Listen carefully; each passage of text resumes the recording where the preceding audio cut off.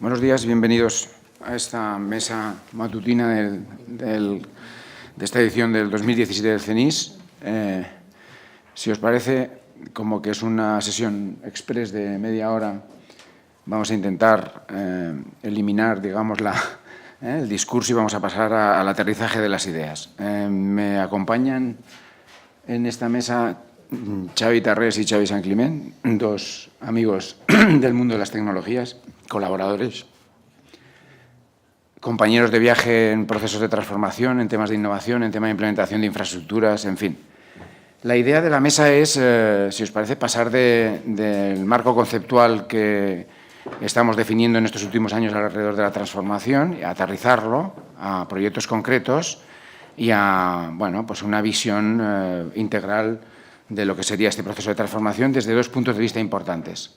La gestión de la ciudad, que ahora llamamos inteligente porque toca hablar de que es inteligente, pero en cualquier caso estamos hablando de la gestión de la ciudad, y la gestión de las relaciones con la ciudadanía y lo que las tecnologías en estos momentos nos permiten incorporar en estos modelos de gestión para anticiparnos pues, a las expectativas o a la demanda y un poco también canalizar las relaciones en un marco de confianza, ¿no? Incluso, si nos vamos al extremo, incluso pues, imaginarnos cómo la ciudadanía participa en procesos de coproducción o de colaboración, bueno, que en estos momentos pues, supongo que toman o han tomado más énfasis o más dimensión pues, a raíz de la crisis o la desafectación con la política, ¿no? Estos procesos de apertura, donde, bueno, más allá de la pose, pues pretendemos incorporar la visión ciudadana. Si os parece, para aterrizar en la dimensión de gestión de la ciudad, la idea que vamos a intentar transmitir es ese concepto de superar el piloto.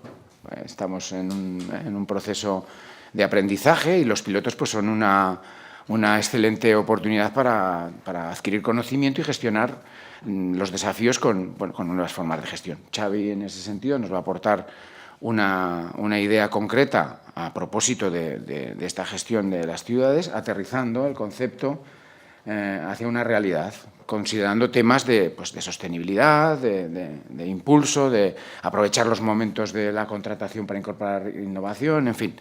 Si os parece, vamos a ver lo que nos cuenta y luego hacemos la dimensión ciudadana con Xavi Tarrés.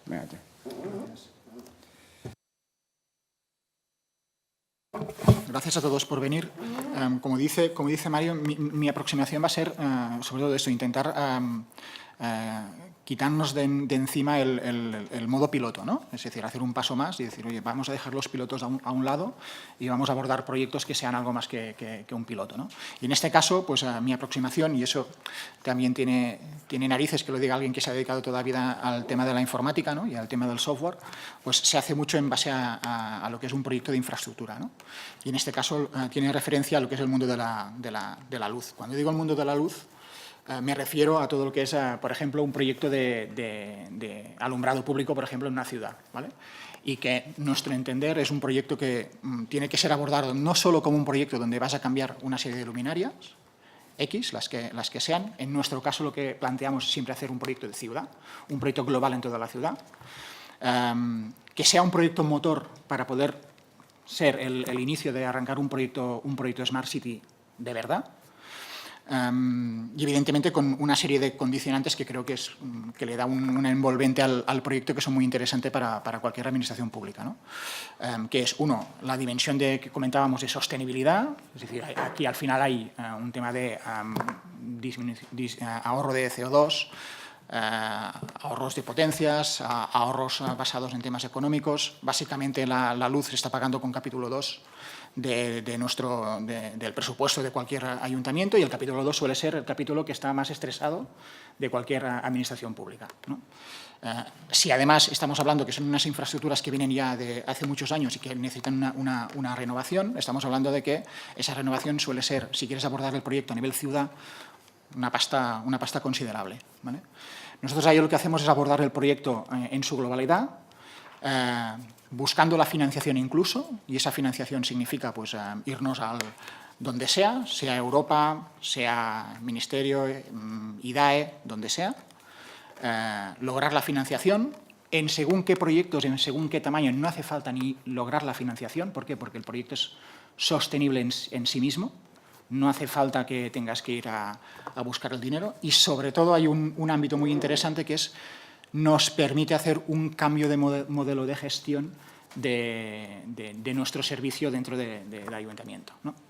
Nos encontramos con modelos donde están infradimensionados los recursos que están destinados a ese servicio, como puede pasar con otros servicios, pero en este caso, pues derivado del crecimiento que han tenido las ciudades y que no ha ido acorde con el crecimiento que han tenido a nivel de capítulo 1, pues nos encontramos con equipos que no están dimensionados para dar soporte a lo que significa ese servicio, ¿vale?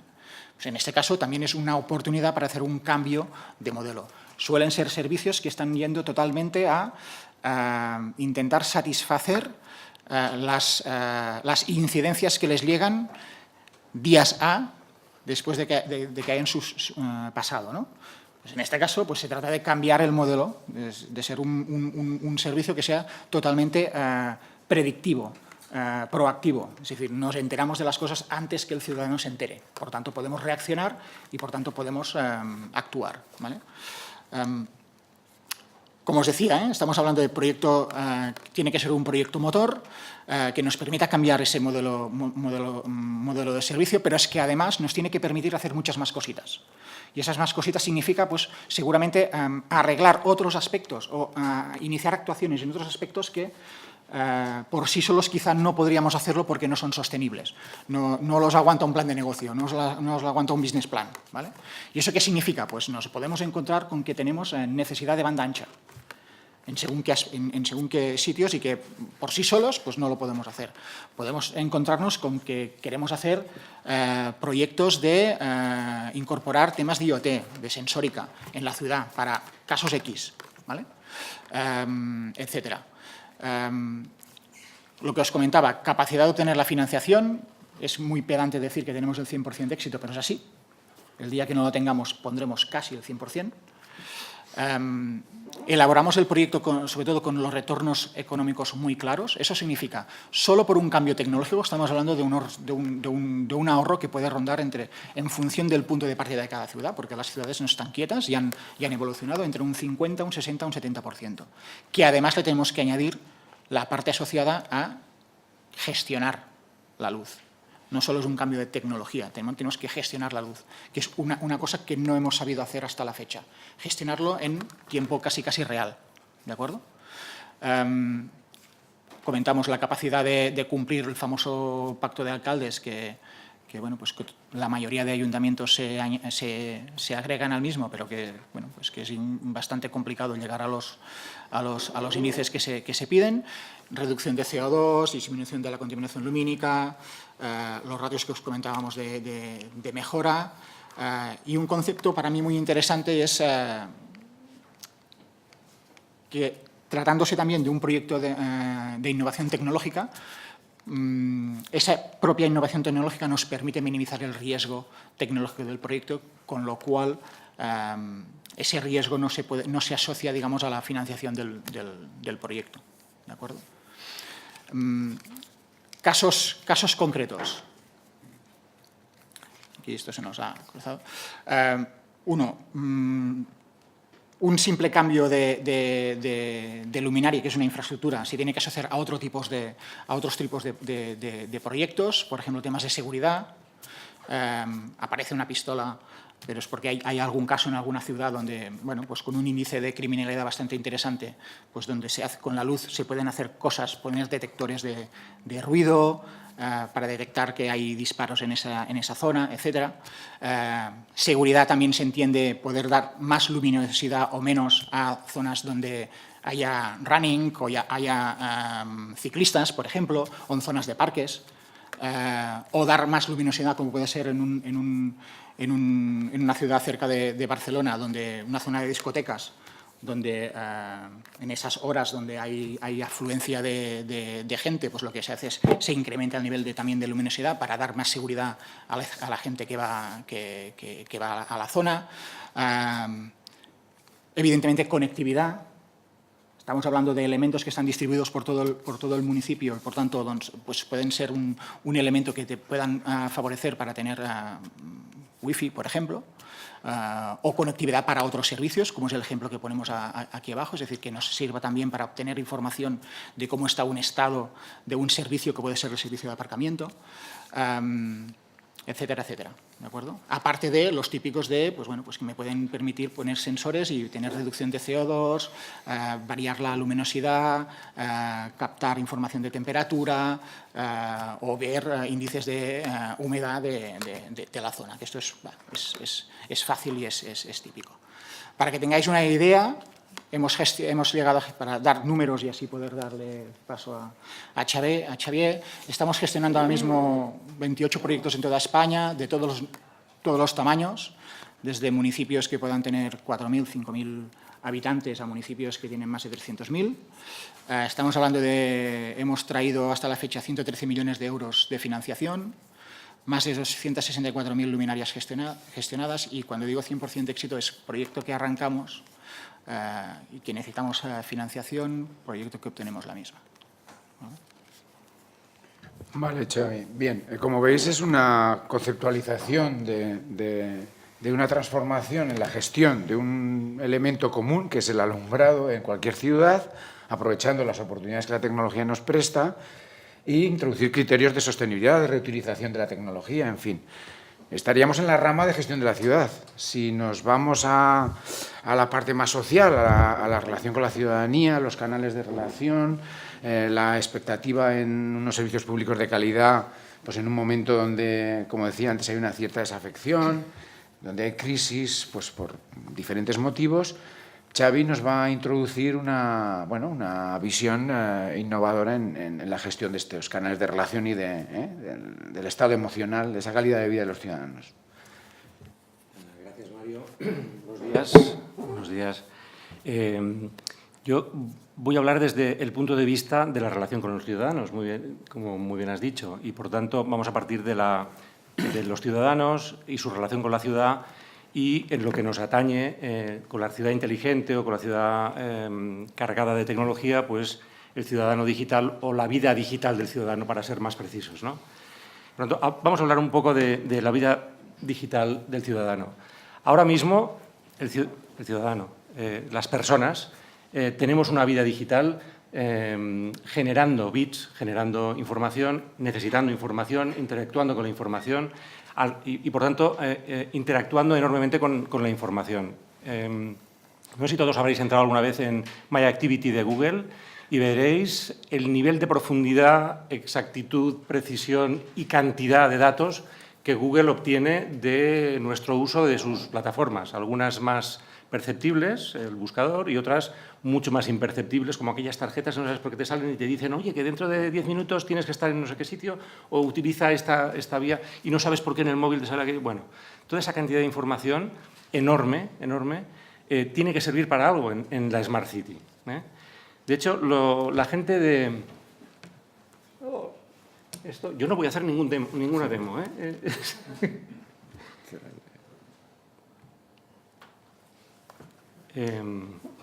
La gente de Uber, sabéis que es un MyTaxi, es el líder, digamos, mundial, sobre todo fuera de Europa, de alquiler de servicio de taxi no regulado, y tienen un sistema curioso, digamos, de entrar en los países en los que el servicio de taxi es un servicio regulado y es ofrecer a los ayuntamientos valor añadido en base a la información que obtienen sus servicios, sus carreras, para que el ayuntamiento pueda gobernar mejor el tráfico de la ciudad. Eso le llaman Movement, lo encontráis en uber.com, y declaran que ahora mismo en las ciudades piloto que han hecho, pero que ya están en marcha, están ofreciendo más de 2 millones de viajes, datos de más de 2 millones de viajes anonimizados, es una palabra que luego volveremos, es muy importante, anonimizados a los gobiernos para que puedan mejorar la gestión de la ciudad. Este concepto ya empieza a entrar en lo que nos interesa hablar, y es todo esto de la tecnología, todo esto, infraestructuras, los sensores, el gobierno de la infraestructura de la ciudad, al final cómo llega al ciudadano, o cómo conecta con la vida digital.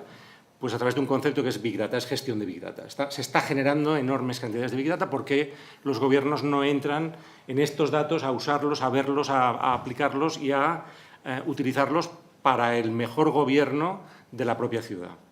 De la tesis a la teoría, de la teoría al piloto, de la maqueta al piloto, del piloto a la prueba limitada, a la experiencia, etc. Vida digital hoy es usar WhatsApp. Es decir, si todos los que estamos aquí mirásemos ahora mismo el consumo de la batería del móvil, seguramente en el top 5 está el uso del WhatsApp, ¿no? Que al fin y al cabo es comunicación a través del móvil, más o menos segura y que dice muchas cosas, y que sabe muchas cosas, porque le has dado permiso a que sepa tu ubicación, a que entre en tus fotos, etcétera, etcétera. Pues bueno, ¿por qué no empezamos a hablar del perfil ciudadano en el móvil, que sea de utilidad para generar datos que sirvan para el buen gobierno? Lo he dicho así, enrevesado, y ahora ya me puedo marchar. Ya me podría marchar porque ese es todo mi mensaje. La verdad es que es un punto de partida para decir, oye, si el ciudadano hace algo en el móvil que se pueda anonimizar, pero que sea fiable, y que responda al contrato social que tiene con su gobierno, y el gobierno utiliza esos datos para mejorarle la vida, para mí empieza a tener sentido toda la inversión en tecnología, la infraestructura de Smart City, el gobierno digital, etcétera, etcétera. No es fácil, pero bueno, vamos a explorar un poco esa vía. Esto es una aplicación. De hecho, esto es una maqueta, para que lo podamos ver, visualizar, que está dibujada encima de una experiencia que sí que es real, que es este fondo, aquel color, ese fondo, la parte de abajo, es una experiencia real que es el Ayuntamiento de Barcelona, tiene un servicio que se llama Mobile ID, que ofrece identidad digital segura, basada en certificados digitales, pero identidad digital segura en el móvil a todos los ciudadanos de utilidad para su vida digital. ¿Qué es su vida digital? ¿Entrar en la carpeta ciudadana? Sí, hombre, eso es parte de la vida digital. Hay infinidad de miles de cosas que los ciudadanos hacen digitalmente. Es un elemento para que tenga una identidad robusta y que pueda interactuar con esa identidad robusta en el mundo digital. Bueno, hemos hecho esta maqueta para ver. Bueno, ¿podría ser un perfil ciudadano? Hombre, sí, un perfil ciudadano que da permisos a participar en encuestas o a permitir acceso a datos GPS que después el ayuntamiento se espabilará para anonimizar. Pues con un instrumento de este tipo podemos hablar de nuevos canales de participación. Algo evidente, pero todavía por hacer. Canales de participación electrónica, efectiva, que por un lado sean atractivos, por otro lado permitan participar allí donde se participa, que muchas veces cuando decimos hay que superar la barrera del 2% en los procesos participativos y el 3% ya es un éxito, claro, porque, a ver, se está participando en esto, pero se está opinando en todo y a lo mejor cuesta participar en procesos reglados naturales y hace falta algún elemento más para poder producir procesos participativos electrónicos que ayuden al gobierno. No quiero complicar un poco el concepto, pero sí que es verdad, un instrumento que está en el móvil y que está en el bolsillo y que sirve para recopilar datos, también es una base para replantear procesos participativos en las ciudades. Y si esos datos de dar la opinión se suman datos propios del sensor, que es el móvil, como por ejemplo el autorizar a que se usen los datos de mi movimiento, pues estoy dando un valor añadido enorme a quien gobierna para saber mi opinión y mi actuación, que son dos cosas que muchas veces faltan en los procesos participativos, que son datos objetivos. Es decir, datos subjetivos de opinión es una cosa, datos objetivos sobre qué es lo que pasa en la ciudad, y la suma de los dos es lo que puede permitir un tipo de infraestructura como esta, dando permiso de GPS.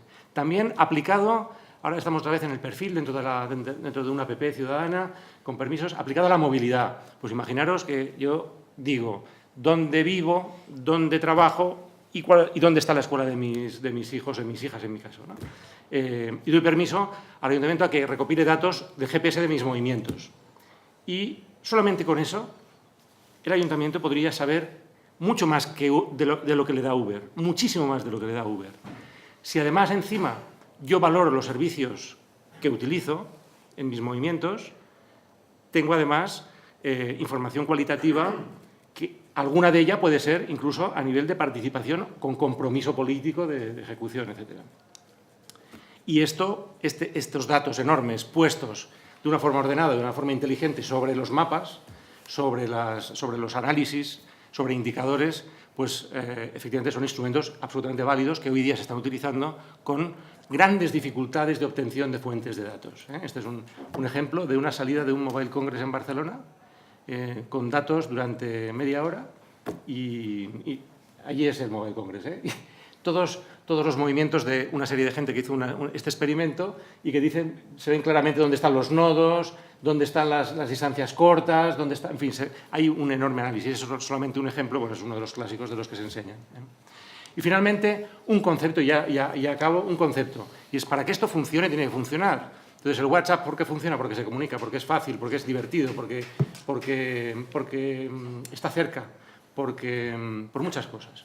Entre otras cosas porque es algo más parecido a un juego que a un trámite electrónico, ¿vale? Entonces, introducir el concepto de gamificación en la aplicación esta que hemos dicho del perfil ciudadano es muy importante. Y aquí hemos puesto un ejemplo que es algo que ya estamos trabajando en algunos casos, de ayuntamientos reales, son, por un lado, un carnet de filiación, los típicos carnet, ya no digo carnet de servicio, un carnet de filiación, puede ser, por ejemplo, un carnet joven, puede ser pues, un carnet deportivo, pero es un carnet que no solamente da afiliación, sino que da en el móvil, estamos hablando, que te permite pues, interactuar con tus pares, si son jóvenes, si son deportistas, te permite interactuar con los comercios, con la estructura y el ámbito comercial de la ciudad, no solamente descuentos, sino también ventajas, informaciones, gustos, aquello de señalar cuál es el que más te gusta y el que menos te gusta, etcétera. Hay muchas iniciativas sociales. Lo mismo cultura, lo mismo, seguramente todas las iniciativas de ámbitos de políticas de ciudad pueden tener lugar dentro de la vida digital del ciudadano a través de mecanismos de gamificación, de juego, a través de una app. Y si además esa app con ese juego te permite obtener puntos que te sirvan para ese juego y esos puntos pueden ser cívicos, pues estamos planteándolo de una forma diferente. Para acabar, las 4 ideas fuerza. Esta idea que he dado está basada en una identidad digital fuerte del ciudadano, es decir, fiable, confiable por el ciudadano y fiable por parte del gobierno, porque tiene responsabilidad. En la estrategia de generar datos, porque los datos tienen valor para gobernar. Si un gobierno piensa que los datos no le dan valor para gobernar, mejor que no se meta en Smart Cities, mejor que no se meta en hacer evolucionar la Smart City hacia la relación con el ciudadano. Pero si lo hace, esta es la clave, el valor de los datos, y lo vamos a ver cada día más y cada año más. Tiene que ser fácil y divertido, mobile, social y gamificado. Tiene que ser fácil y divertido.